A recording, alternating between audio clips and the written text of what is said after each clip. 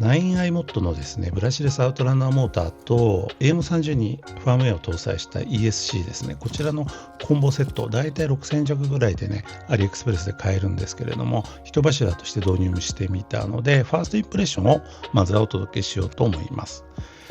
結構ね、使ってみた感じ良かったんですよ。なんで、動画にしてるんですけれども、ただね、LCG マシンとかでね、軽量マシンに、コンパクトに積みたいっていう感じの ESC ではないです。マンバマイクロ X ね、キャッスルクリエーションの。これと比べてもね、マンバの方がね、ちっちゃいかな。配線のね、取り回しとかもね、マンバの方がやりやすい感じはします。マンバの場合ね、もちろんベックの外部ベックとかつけるとね、こんだけごちゃごちゃになっちゃうんですけれども、9iMod のね、こちらの ESC はでかいだけあってですね、ベックもですね、8.2V までかな、切り替え式で、10A のね、ベック搭載で、しかも 80A のですね、ESC ということで、結構高スペックですよね。ファームウェアは AM32 というですね、もともとドローン用のファームウェアなんですけど、それをですね、4年ぐらい前かな、アルカモーターズっていうね、アメリカのね、エンジニアの方がですね、クローラー用にですね、ファームウェアを書き換えてですね、オープンソースで公開して、それがね、今ね、ホームズホビーとか、いろんなメーカーがですね、オープンソースなんでね、無料で使えるファームウェアなんで、その辺をですね、改良して製品化しているっていう ESC ですね。なので、安くできてるってところもあるかな。アウトランナーモーターは、ちょっとね、見た目はいまいちなんですけれども、これ 2250kV だったかな、2300kV かな。結構ね、スピード感のある、トルクのあるモーターだと思います。これはスイッチですね。ちゃんとね、物理スイッチもついています。スイッチにあるね、ディップの、切り替えで、ベックのね、出力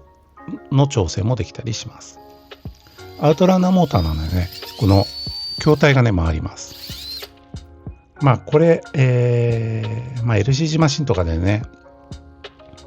始まった当初ね、アウトランナーモーター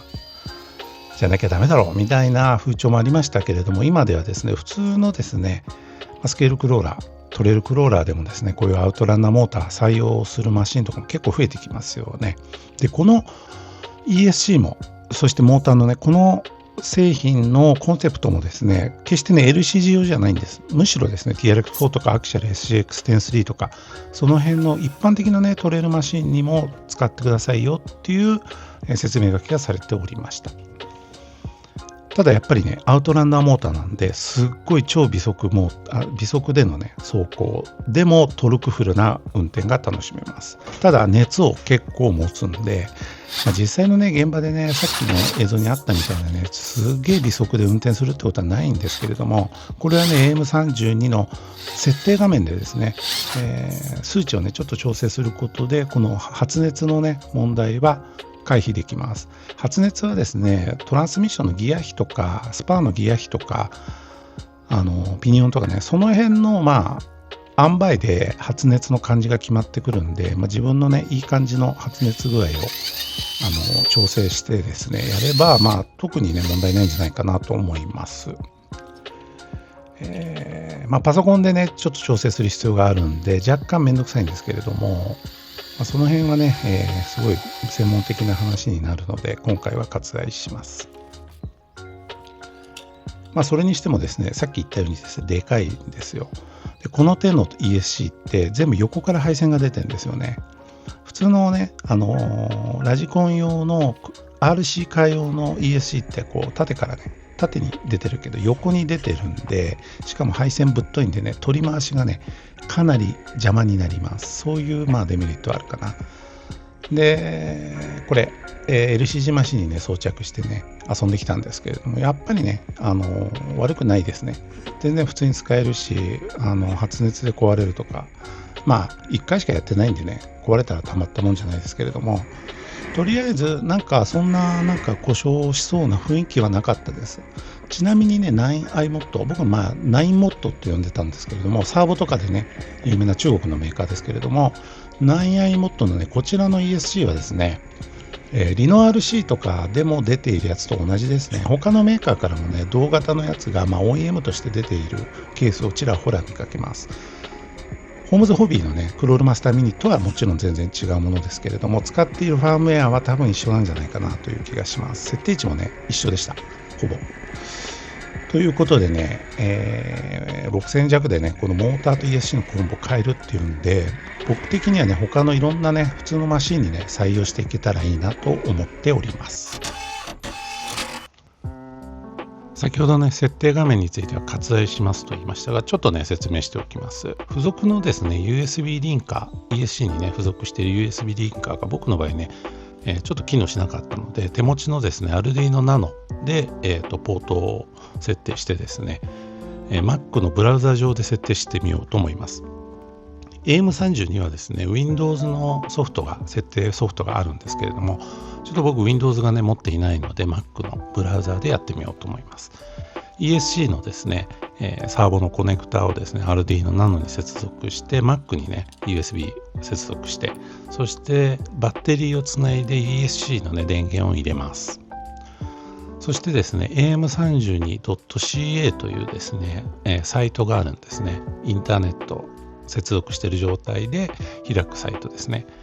そこでですね、この右上のね、ポートセレクトというボタンを押すと、Arduino Nano がね、設定できるようになります。で、接続ってやるとですね、右上のね、画面がこんな風に変わります。そしてコネクトってやるとですね、なんかね、つながりましたね、今ね。そしてですね、右上のですね、リードっていうボタンをもう一回押すことで、僕の場合はですね、設定画面に移ることができました。ここですね、リード。はい、出ましたね。この項目はですね、Windows のソフト、AM32 のね、専用のソフトの設定項目とね、デザインは違いますけど、全く一緒です。こっちの方がね、なんか使いやすいですね。直感的にね。Windows のソフトはね、なんかね、すごいね、なんていうのかな。簡略化されてですね、何の設定なのかいまいちよくわからなかったりするんですけど、こちらはですね、ブラウザ上でね、翻訳とかね、使えばね、日本語表記にもできるんで便利かと思います。いろいろね、設定はあります。それについては僕もいまいちよくわかってないので割愛しますが、ここですね、サインモードパワー。ここの数値を今6ってなってますけれども、これを8とかね10とかにするともう発熱がすごくなりました。なので6にね戻しました。僕の場合設定変更するときはこういうふうに